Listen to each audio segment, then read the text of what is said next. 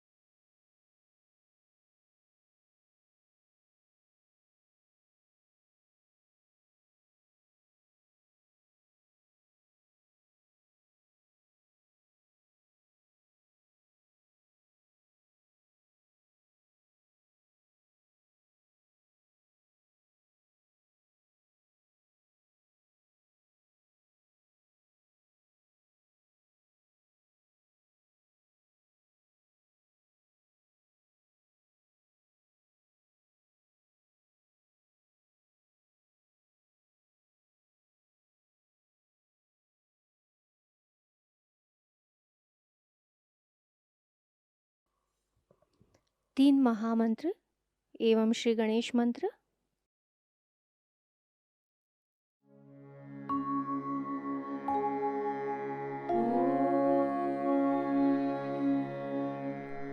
त्वमेव साक्षात्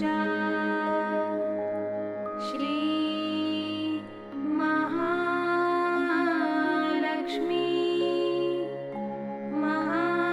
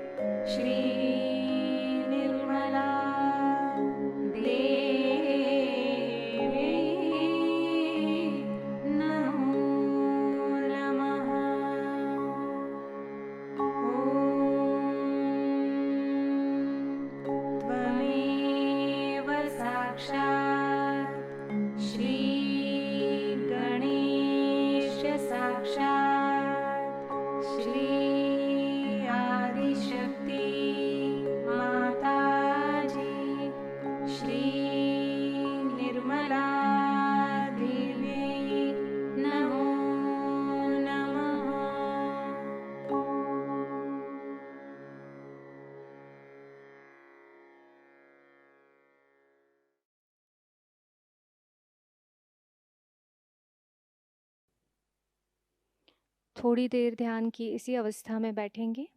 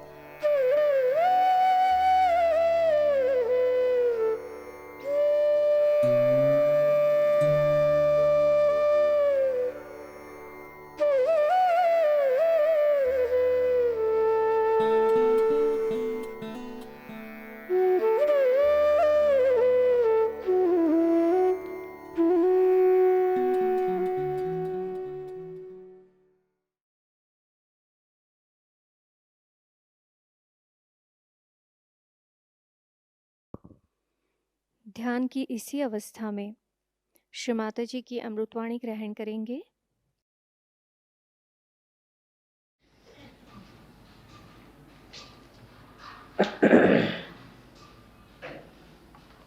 Today again is a New Year's Day.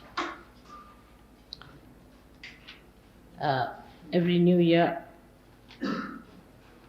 comes because we have to take to something that is new.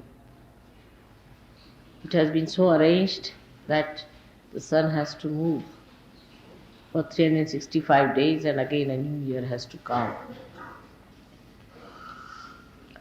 Actually, the whole solar system is moving in a spiral way.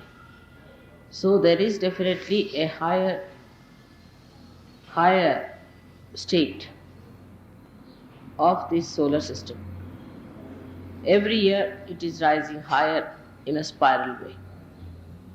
So it is not only that it is because 365 days have passed, but because it has moved a step forward higher than what it was. Now we can see that in awareness, human beings have definitely risen much higher than what they were, say, about 2000 years back. But the first system that started, the whole universe, was the first model, we can say, was created. And that model has to be perfect. And that was a perfect model, which then started perfecting the rest of it. So that is the perfect model, which is in the principle of this ascent. And that is working out this ascent. Now, the perfection of the rest of the universe takes place in various directions. But today we have to consider the Mahalakshmi principle. Now, Mahalakshmi, as I told you, is a perfect principle. Is a perfect principle. It's perfect. It's born as perfect. Will remain as perfect. Will be always eternally perfect. So that is not necessary to be corrected. Now, this Mahalakshmi's thing I am discussing here because you may be able to go today to see the temple of Mahalakshmi.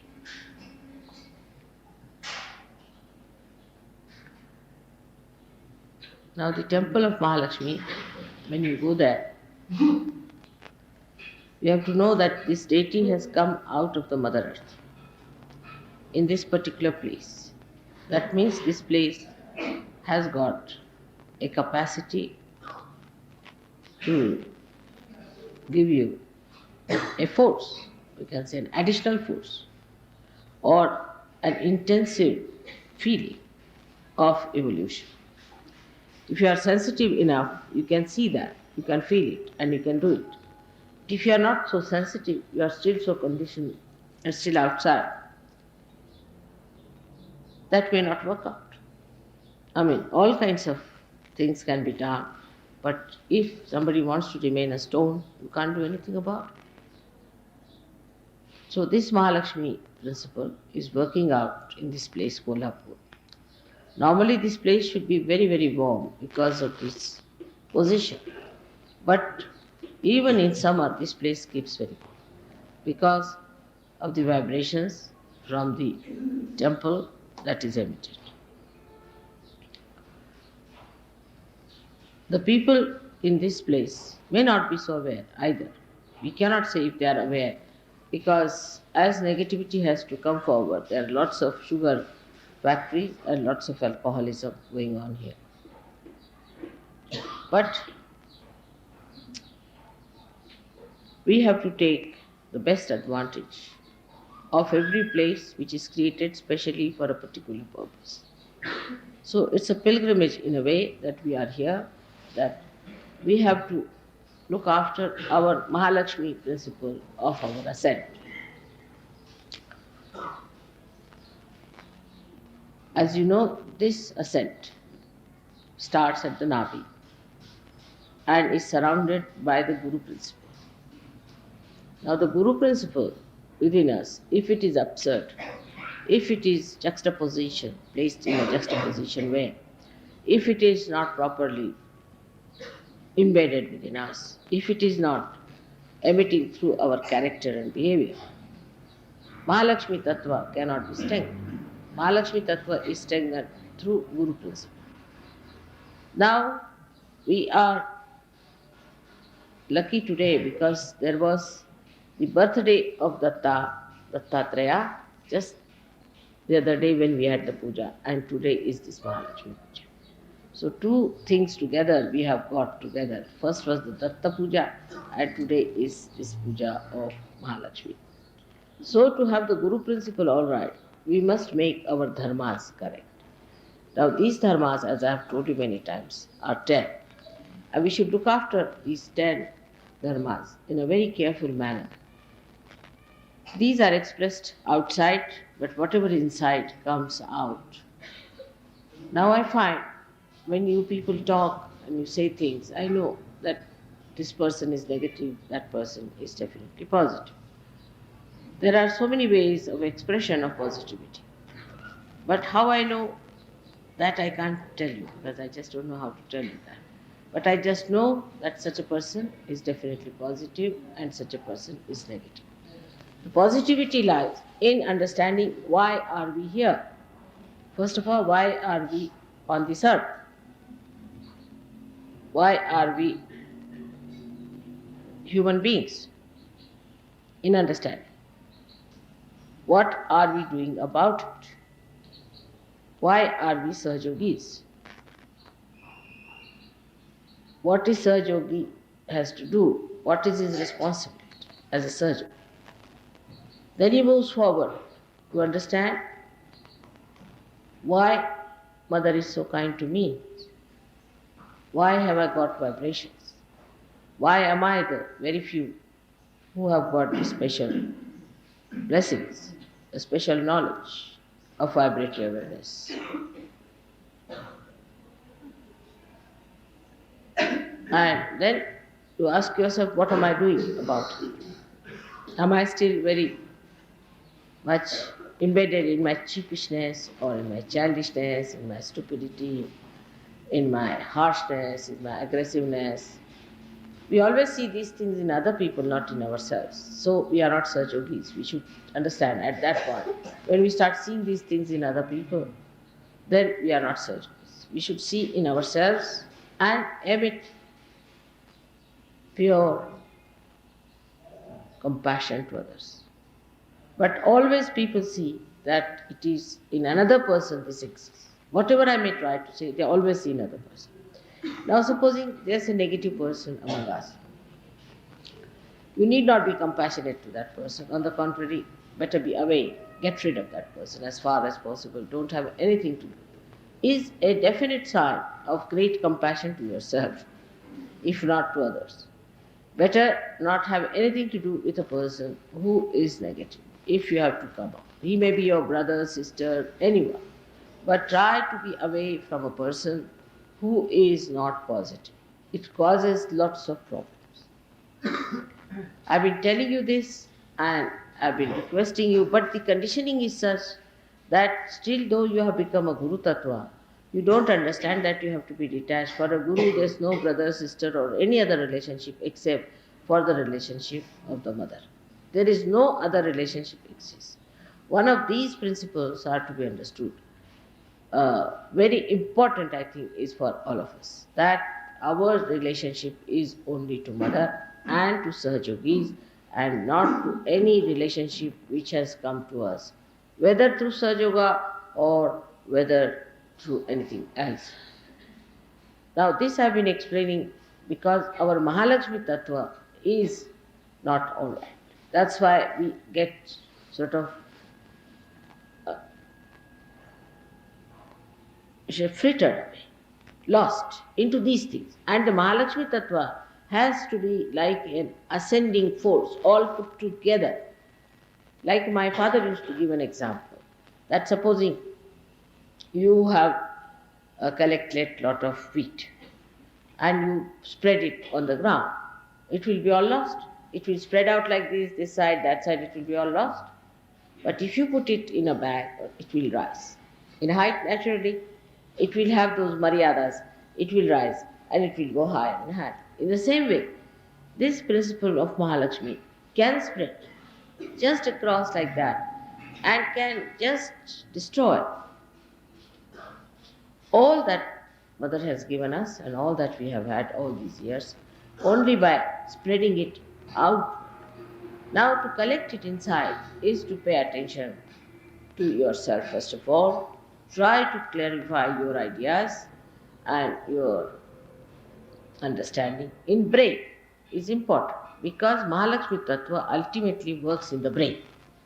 Is the enlightenment of the brain is done by Mahalakshmi Tattva. It gives you the Sat, the truth, see.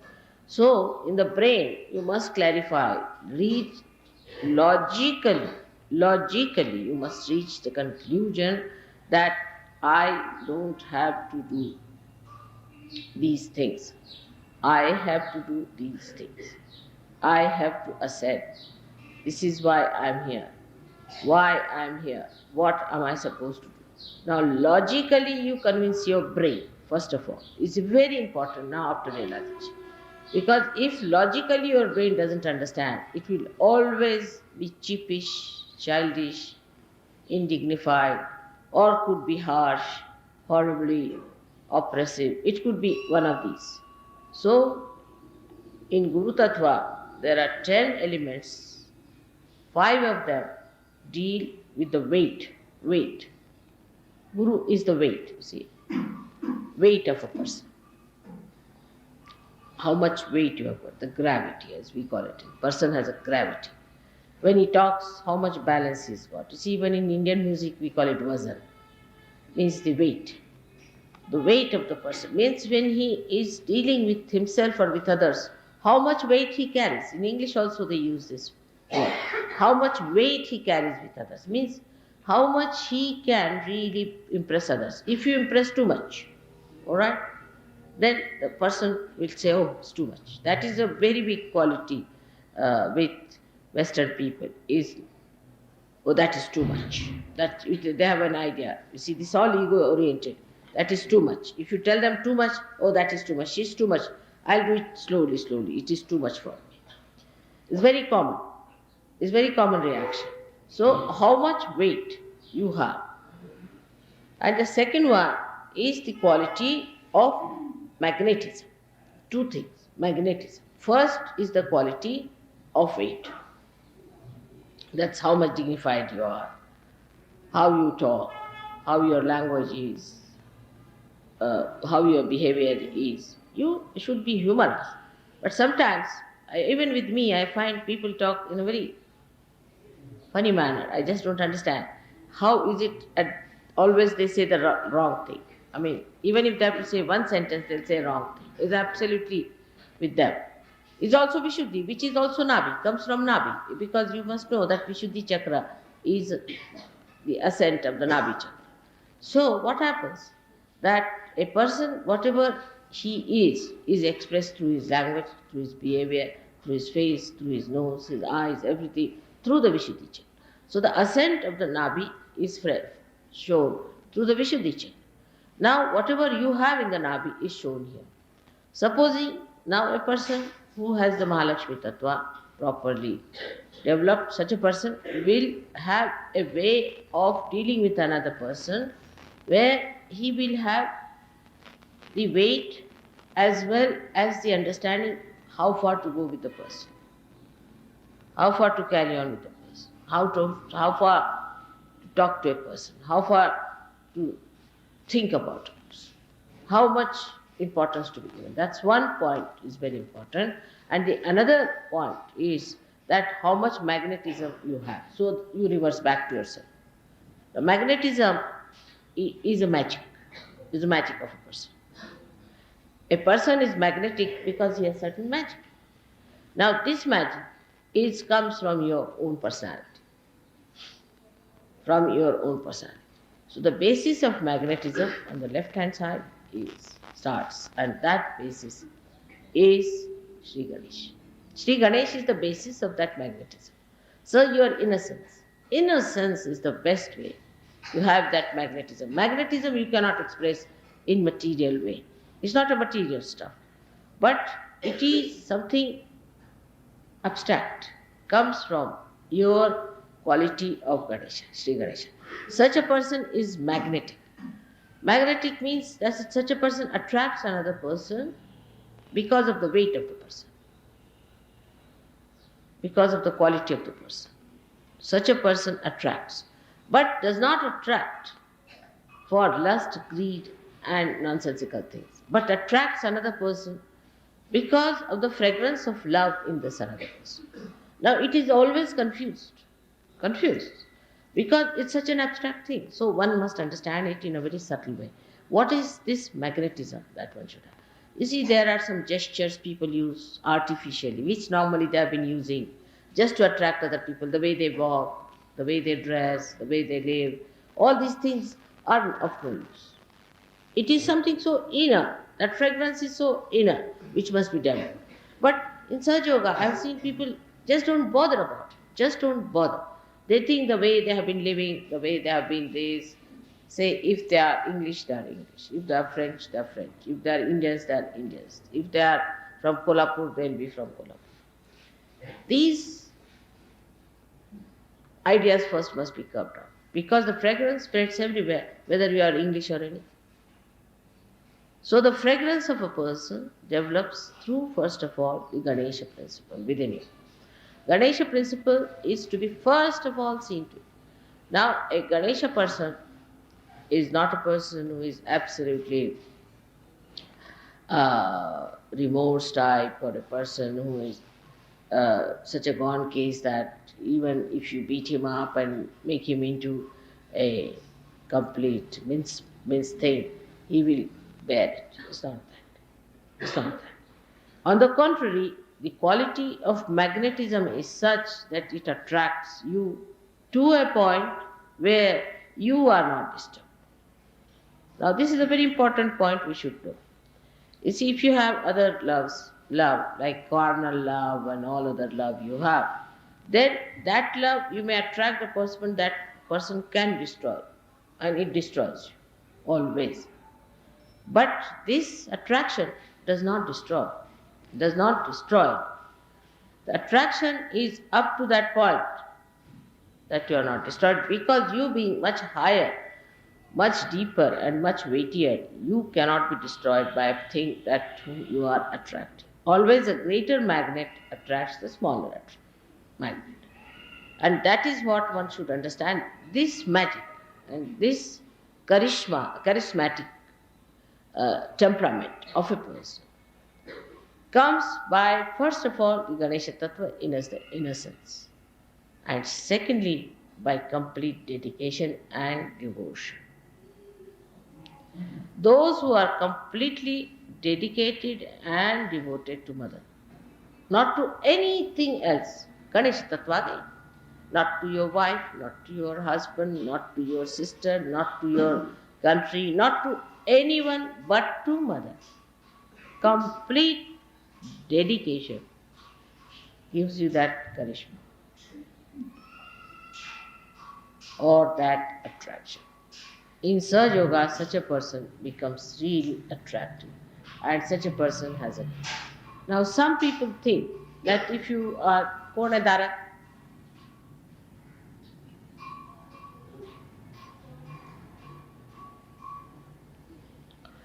some people think that if you are a very passive person and if anybody says anything to you and you don't mind, sort of a person, you are charismatic. It's not. People like you because they can dominate. They like you because they can dominate you. Now, if you think that by your aggressiveness and by your shouting and by your screaming and these people, you will achieve that charismatic temperament, you cannot. You cannot achieve that either. So, how do you achieve it? By becoming more innocent. Now, how innocence develops in a person is by not thinking about it. Like you see, somebody asked me, how do you manage your income tax? I said, by having no income at all. Then they asked me, how do you solve your car problem? By not having any car at all of my own. They said, what about your house problem? By having no house of my own. Me, everything me for me. Say, how do you solve this problem? By not having it. Just have, no, not having it. Don't take up headaches upon yourself. See, when you take up headaches upon yourself, then only the innocence is reduced. That headaches like this, that this is my shawl, this is my sari, this is my thing, this is this, this is this, this is this. But only one thing is that this is my mother and I have to proclaim her. That's all. If that is the way it is, then innocence starts rising like Sri Ganesha, and by having no other headaches. This is mine, that is mine. This mind business causes the problem, I think. Personally, I think this must be the reason. That this mind business, this is mine. Because whatever is mine. See, somebody told me, this is a very good argument he gave. Whatever is mine is not I. Means that's not so. My body, my head, my everything, mine. But I, he gave me this idea. I. What is I? Then I is separated. Whatever is not mine is I. So what remains is your spirit. Somebody gave me this argument. I said it's a very good argument to work it out. Then whatever remains is I. And that I is the one we have to see. So you go on reducing all these minds. So the pure spirit of innocence will rise. So the idea about spirit also, people think that if you become spiritual, I mean, I don't know what people think about spiritual people, but the idea about spiritual people is that you have to be something terrific like a bull, or I don't know, you have to be sharp like a fox, you have to be intellectual like Freud or something. All sorts of ideas people have. No, it is not. Spiritual person is just innocent. Just innocent. There's no intelligence, nothing. Just innocent. The whole thing is innocence. See, whatever he talks or says comes through innocence. It doesn't have intellect as such, which people have through reading and through understanding and by analyzing. Nothing of the kind. It just has pure and simple innocence. And it all works out very well. It's so clean. It just says what it knows, and what it knows is the highest. So this deconditioning has to be brought within us. But you should not discuss it among yourself. Also, once you start discussing, then you see, it becomes sort of a theological argumentation. There's no theology about it. It's very simple. It's the simplest thing is to be innocent. But the innocence is lost. Why? Because our attention is in different ways. We are attentive to other things. We are looking at other things. You see. It's so simple. Today I was thinking, I have to buy 3 9-yard saris. A simple question I answered. Because there are 3 ladies who wear 9-yard saris and I have to give them 3 9-yard. That's all. I just thought of it. All right. I came here, I saw a very nice sari being put in. So I asked her, where do you get? She said, you get here. I said, all right. So we go and buy those 3 saris. Finished. No analysis, nothing of the kind. I just came into my mind, I have to buy 3 saris, finished. The answer is. So even the atmosphere is so innocent. The whole situation is so innocent that the solution is presented by innocence to innocence. Innocence works out in everything, you see, because everybody has little bit of innocence in everyone, isn't it? So it's like a 5th columnist, you see. The innocence is the 5th column within you. So if any person is innocent, you see, he'll work out on your 5th column and will make you all right. When you give bandhan to others, what happens? You actually bind him by your innocence. And the poor fellow doesn't know. He has his innocence within him. You capture that innocence. That's how you are there. That's how you manage. It's very simple to work out things. Only principle, the tattva, the whole thing rests on what that one is nothing but innocence. So try to develop this by all these things are neti vachanai gumo amuchu. So by saying not this, not this, not this, not this, not this, to all your thoughts, not this, not this, not this, not this. You reach there. Not mine, not mine, not mine, not mine. You reach there. And that is how it is. And you see the whole material world is now attacking the innocence because they are frightened. You cannot attack. Innocence cannot be destroyed. It cannot be destroyed. Innocence is something is all pervading and it cannot be destroyed. So whatever people may try, it cannot be destroyed. But it can be covered. It can recede. But it cannot be destroyed. It will act its own way. So try to develop that innocence which is the basis of Mahalakshmi Tattva. We should say, or that is the essence of Mahalakshmi. So the outward thing is the weightage, the dignity, the behavior, everything is the outward thing, and the inside thing, the tattva, the principle, on which it is based, is innocence. Now, if we understand Mahalakshmi, tattva within us, how it has to work out. It's not intellectual. Again, I would say that I don't want you to project your intellect into it and to find out. But just remain where you are and you will find the answers just coming to you. Automatically. Just don't project your minds into it. Just you'll get all the answers to every question. Just like that. Because innocence in everyone is the simple answer. While all the complications drop out, the innocence lives. And that is what is the love of God. Is the love of God. So don't confuse this with love, with all your nonsensical love ideas you have about people and identification, misidentification. This is pure love within us, the purity, the innocence, which is love, and which is life itself, we should say, is a part of that, the prana.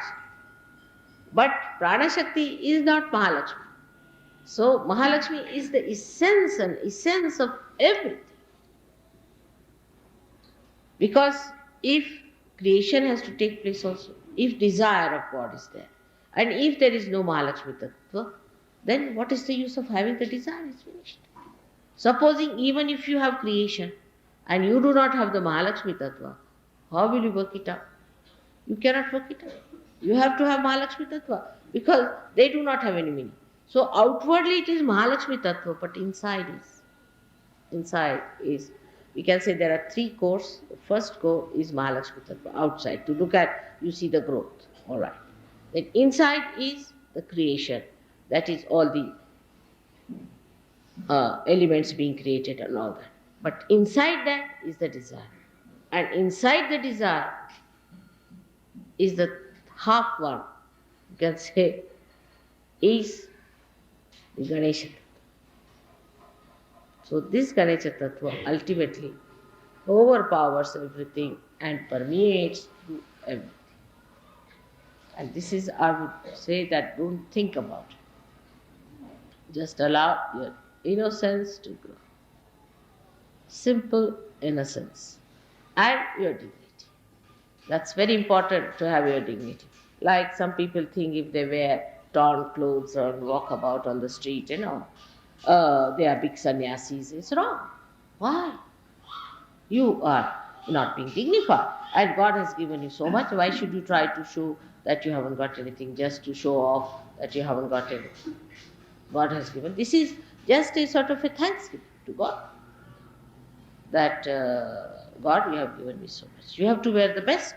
Like in Puja, if you see the ladies here wear all their nose rings and all their ornaments and everything on the temple, if they have to, everything they wear. And in the same way, men also wear their very clean dresses, very clean things, whatever they have. They wear simple, clean dresses, whatever they have. But no, ostentatious. It's just a thing by which you express. The God has given you this, oh God, It is such a great day today to be the New Year, on the New Year day to be here on Mahalakshmi's place of Kolhapur. And this is also called Kolhapur because Kolasura was killed. Kolasura was a horrible fellow like a fox, and he was born again. Now he's again dead. Thank God. He was here and now he's dead. Kolasura died. You don't think about it. Again your mind goes on. Don't think about it. I'll tell you about it. I've deliberately avoided the name. He was born again and was finished now. So this is the place where Kolasura was killed, where this was established. So Mahalakshmi's incarnation came in, and that's how this place has a special value that we have come here for a pilgrimage. And let us be, in a humble way, think about it. Actually, these things could not take place in the West, because even if they had come out of the Mother Earth, who would have recognized them? Who would have known about them? Who would have respected them? Who would have worshipped them? That's why it did not happen in the West too much. But it is there. Little bit is there, no doubt. But here, now, we have all these temples, and the attack on the innocence has come from the Tantrikas. And so the Tantrikas entered all these temples and they tried to establish themselves. But gradually they are being neutralized and cleaned up. These Tantrikas have gone into every temple of all the goddesses and they will be gradually all ousted out.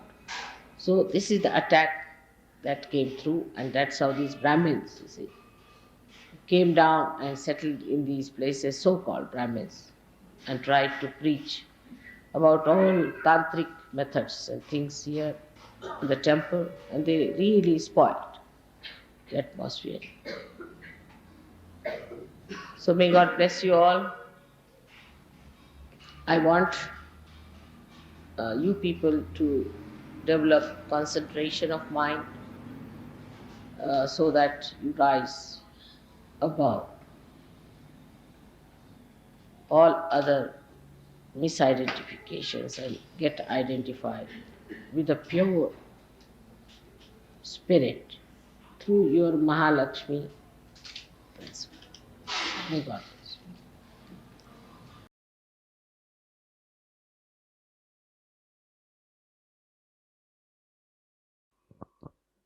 थोड़ी देर ध्यान की इसी अवस्था में निःशब्द ध्यान में बैठेंगे।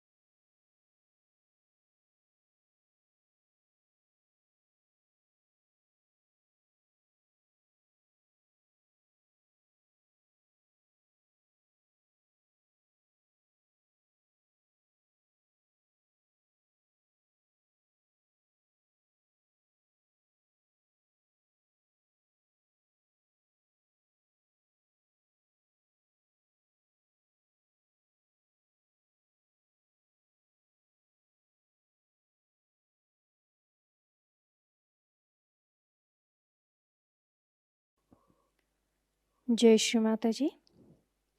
दोनों हाथ जोड़कर चित्त को सहस्त्रार पर रखकर श्री माता जी से प्रार्थना करेंगे। श्री माता जी, आज आपने हमें सामूहिक ध्यान का आनंद दिया, निर्विचारिता प्रदान की, हमें चैतन्य की अनुभूति दी। इसके लिए हम आपके ऋणी हैं। आज का यह ध्यान हम आपके चरणों पर समर्पित करते हैं। श्री माता जी, सत्य की खोज करने वाले सभी साधकों को उनका आत्म साक्षात्कार प्राप्त हो। श्री माता जी, अमृतवाणी में दिया हुआ ज्ञान हमें हमारे जीवन में हर क्षण आचरण में लाने के आशीर्वाद हमें प्रदान कीजिए। श्री माता जी, आपने हमें आत्म परीक्षण करना सिखाया, हमें आत्मा बनाया, हमें क्षमाशील बनाया, इसलिए हम आपके ऋणी हैं। श्री माता जी, कृपा करके हमें करुणामय बना दीजिए, हमें भोलापन प्रदान कीजिए, हमें निर्लिप्तता प्रदान कीजिए। हमारी सारी प्रार्थनाओं का स्वीकार कीजिए। हम सभी सहजी भाई बहनों के कोटि कोटि प्रणाम कृपा करके स्वीकार कीजिए। जय श्री माता जी। सामूहिक बंधन।